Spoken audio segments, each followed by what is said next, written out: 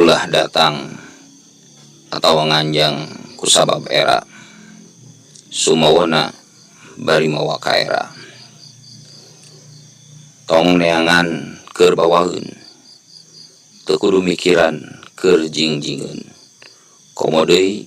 nepi ka lieur kusabab teu boga atawa eueuh pikeun keupeukeunun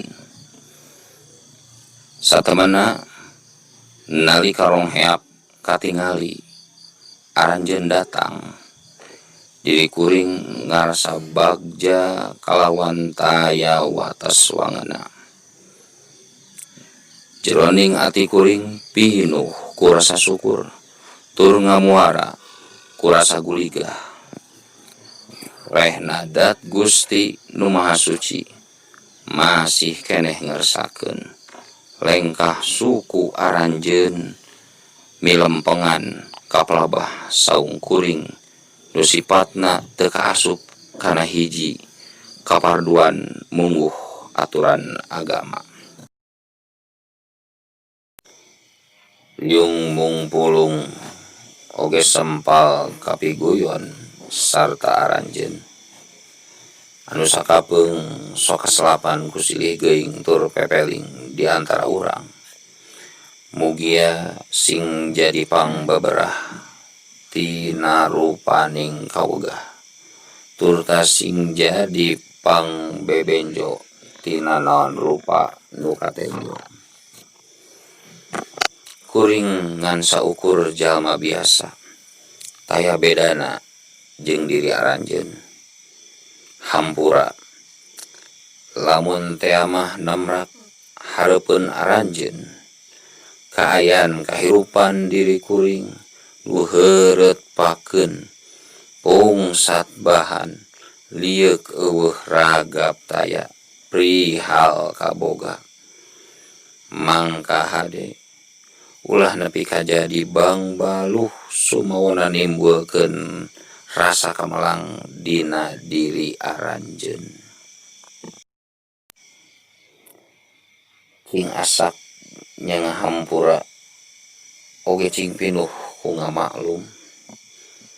kuring can bisa ngajamu kata tamu oge nyugemakeun kalau jadi semah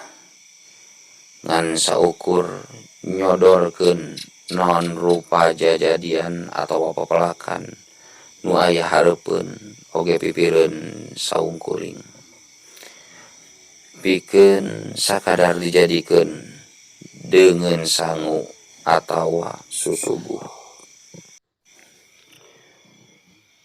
sing percaya kalawan keagungan kakawasaan dat pangeran diri kuring geus tuman tur biasa dina ngarandapan tur nying hareupan eta kaayaan panjangna kacap oge legana caritaan di diri kuring pamugi sing ngajadi pangarti sarta jadi luang nu kapaham sok sanajan eta rupaning kacap tur tacaritaan diri kuring teh tacan kungsi katincak oge karandapan dina lengkah kahirupan diri aranjeun sakali deui hampura diri kuring tacan bisa sasampak nalika aranjeun datang tur tacan bisa mahanan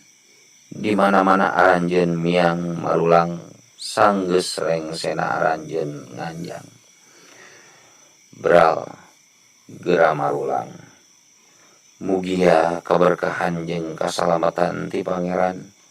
sing salawasna marengan dina lengkah kahirupan aranjeun diri kuring moal pegat-pegatna ngajerit kanu jadi guru kuring mugia naon rupa pasejaan atawa cita-cita aranjeun dina prihal kahadean sing sagancangna tina kanan diijabah ku pangeran jeung mugia diri aranjeun sing salawasna direnggenekeun